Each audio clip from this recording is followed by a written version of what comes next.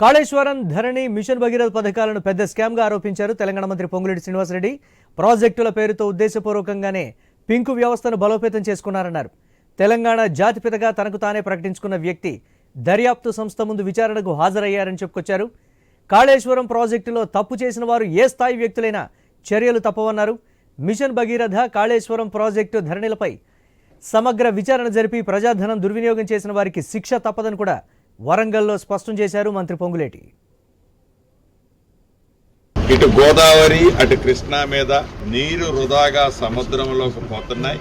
ఈ నీటిని ఒడేసి పట్టుకొని తెలంగాణ రాష్ట్రాన్ని సస్యశ్యామలం చేయాలని నా కోరిక అని దొంగ మాటలతో 1,00,000 కోట్ల పైగా ఆ కార్యక్రమాన్ని చేపట్టి తెలంగాణ ప్రజల సొమ్ముని ఆ ప్రాజెక్టు వంకతో దోచుకున్న సంగతి, తదుపరి ఆ ప్రాజెక్టు వారి ప్రభుత్వం ఉన్నప్పుడే కూలిపోతే గౌరవ ముఖ్యమంత్రి గారు, నీటిపారుదల శాఖ మంత్రి ఉత్తమ్ కుమార్ రెడ్డి గారు దాని మీద ప్రత్యేక శ్రద్ధ పెట్టి కూలిపోవటానికి కారణాలేంటి, NDSA లాంటి సంస్థలతో సర్వే చేయించి ఆ లోపాలని గ్రహించడంతో పాటు ఆనాటి ముఖ్యమంత్రి గారు ఆ కాళేశ్వరం రూపశిల్పిగా తనకు తనే చెప్పుకున్న మహానుభావుడు ఈరోజు కమిషన్ ముందు వెళ్ళటం జరిగింది.